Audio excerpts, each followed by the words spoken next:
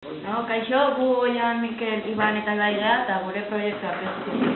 Bueno, nik lehenengo materiala esplikatzen hasiko na, eta proiektu honetan erabili dugun materiala hauek izan dira.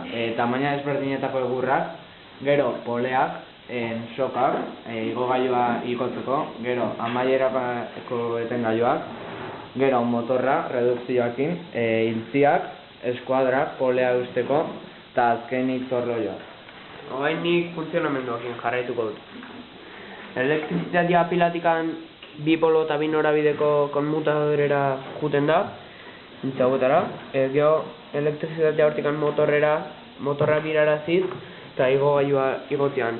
Gora igotean, goian don mikroruptoriakin kontaktua egiten du eta gelditu egiten da. Eta bestaldeak mugituz bi polo eta bi norabideko konmutadorea bera jaisten da eta beko beste mikroruptoriakin gelditu.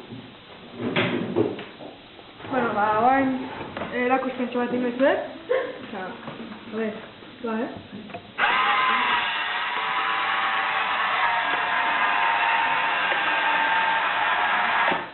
Orain bezaldeaka.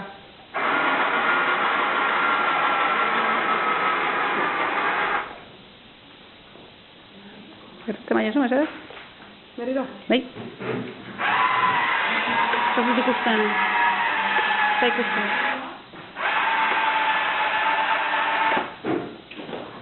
Aber, ez da ikusten. Zure eskua gainean dago eta ez da ikusten.